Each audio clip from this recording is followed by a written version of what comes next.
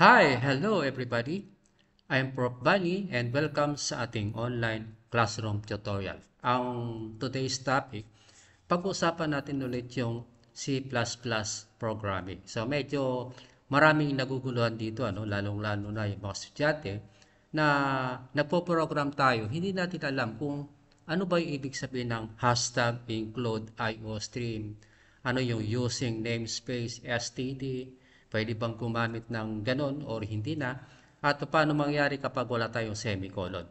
So ano yung int main, okay? Then we have the open and close parenthesis followed by the open and close curly braces. So dito maglalagay tayo ng ating output using the cout. Okay? Pero bagong lahat, nais ko muna magpapasalamat sa lahat ng mga viewers, sa mga nag-likes and shares, and most of all sa mga senior high school, yung mga new student ko dito ngayon sa Systems Plus. Thank you very much sa inyong pag-subscribe. Malaking tulong yan dito sa ating YouTube channel. Okay? So, dito ngayon, ang sabi ko kanina, ano nga ba yung using namespace std? So, meaning, kapag ginamit mo yung using namespace std, hindi mo na kailangan pang tukuyin ang std sa bawat beses na ginagamit mo or gagamitin mo ang part ng standard library ng C++ tulad ng cout and cin.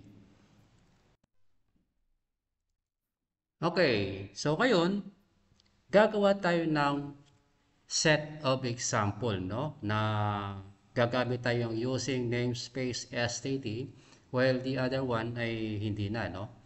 Okay, let's start. So, hashtag, okay, include, okay, between the smaller and greater than, lalagay tayo ng IOStream na stands for header file or tinatawag natin na input and the output.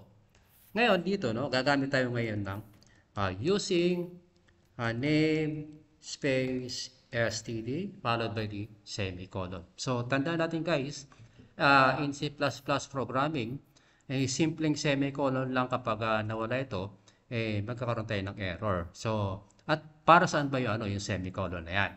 Okay. Enter.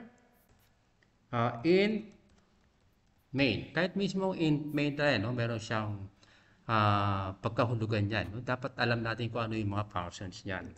Followed by open and close. Then, maglalagay tayo ng open curly braces. So, once i-enter ko yan, magkaroon tayo ng close curly braces. Na halimbawa, once na wala itong yung close curly braces yan, magkakaroon na tayo ng error. Right? Let's start sa ating output. No? Cout. No?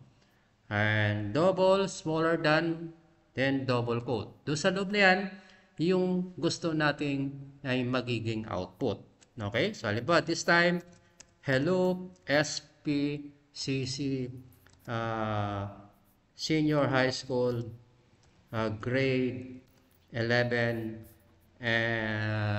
grade 11-12. Okay? So, end tayo with the semicolon. Ngayon, kapag i-run natin yung program, dapat makikita natin itong magiging output natin. Or, pwede natin gawin, hello, okay, hello, systems plus computer college. Okay, para ipopromote natin yung school. Okay, so let's start. Kapag i-run ko yung program, dapat makikita ko dito sa ilalim. Okay? So, bakit nagkakaroon ng 7? Kasi napindot ko yung mga Okay, so again, run the program. Then, makita natin yung Hello Systems plus Computer College. Ngayon, kung sakasakali halimbawa, aalisin natin itong using namespace std. Okay. So, dito pala guys, no, in this example natin sa yung using namespace, hindi na kailangan gamitin ang std. So, bago yung cout. Okay? So, bakit? Kung wala itong using namespace std, ang syntax sa loob ng main function ay magiging ganito siya guys. Okay? So, halimbawa, alisin natin yung using namespace std. Do you think magra-run pa rin yung program? Okay, so let's try once more. Okay, so meron siyang compilation failed due to following error. Okay, so ano gagawin? Lalagay tayo dyan, std, followed by double dot. So, kailangan natin na small letter, no? std, dot, dot. Once na-run natin yung program, so makikita natin ngayon yung Hello Systems Plus Computer College. Pero, kung lalagyan natin siya ng using namespace std, still working pa rin siya, di ba? Kasi tinawag natin yung std na yan, di ba? So run program, then we have Hello Systems Plus. Pero pag halimbawa ginamit natin yung using namespace, then cout, wala yung std, still ano yung magiging output? Ganon din, meron tayong Hello Systems Plus Computer College. So, kailan lang tayo maglalagay ng std? Kapag inalis natin yung std, okay, then we have to run the program, wala tayong makakita ang output. So, ibig sabihin compilation. So, kailangan natin maglagay ng std, dot, dot, then saka natin i-run yung program. So, makikita natin ulit yung Systems Plus Computer.